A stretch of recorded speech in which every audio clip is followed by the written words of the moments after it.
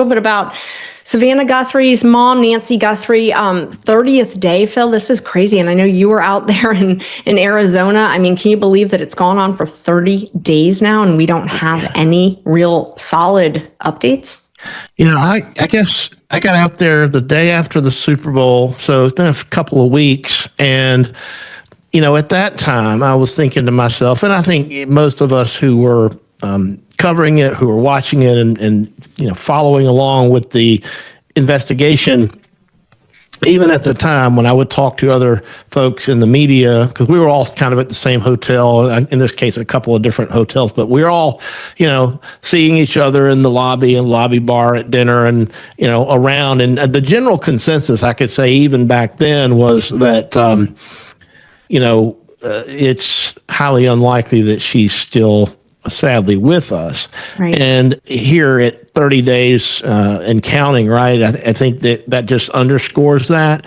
We have a video now of Savannah and her family visiting there's a memorial that, and like when I was out there, maybe we can show that. When I was out there, one of the first places I went was right in front of her home where the media was sort of set up. They've now blocked that off, by the way. You can't park there. It's a no parking area, but right there at her driveway entrance, it's a semicircular sort of rock, gravel, dirt driveway.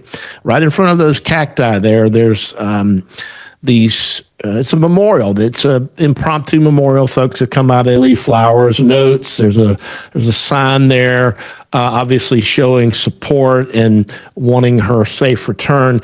And I can tell you from looking at this, what I'm seeing on my screen right now, this has tripled in size just in the couple of weeks since I've been there. So there's clearly a lot of support still in the community and well wishes for them. Yeah. Well, and we have a little bit of an update. I mean, it seemed like something, at least we're getting something. There was a new Ring camera footage. So new video showed a vehicle leaving her neighborhood. And this was around the time of the disappearance.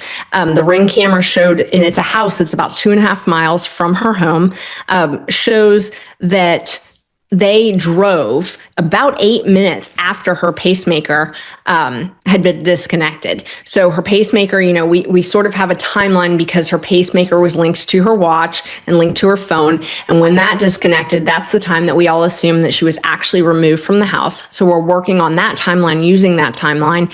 And if we use that, about 8 minutes after that is when this car was seen about 2.5 miles from her house, leaving the neighborhood. And I think it's interesting because this wasn't found initially because they had a much smaller search area. So what the police do is they start small and then they slowly broaden that area. So they had a very small perimeter at first, getting all of the Ring camera footage, anybody's cell phone cameras, anything like that. And then they've expanded it a little bit. And so now they've got this footage from about 2.5 miles away. So, maybe this will help us establish a suspect, establish someone because they've got a car. It was a light colored SUV. Yeah.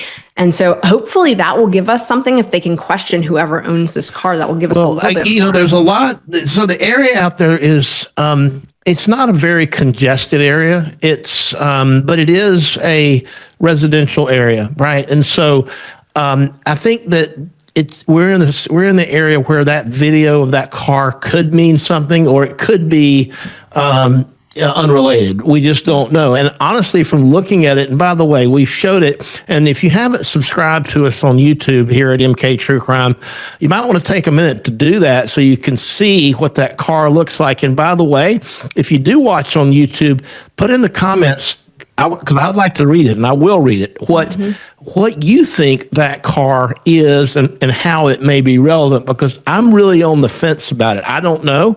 It could be completely unrelated, but it was in the middle of the night, the wee hours of the morning, I guess, and there's not going to be that much traffic out there at that time. So that does push it maybe in the area of, hey, maybe that is the car. Because look, remember back to the Brian Kohberger case, right? It was the presence of his car near the scene that sort of unrolled or started unraveling that case and eventually led to his conviction. So maybe it will help. Yeah, I'm with you, Phil. I think it will, and I hope it will.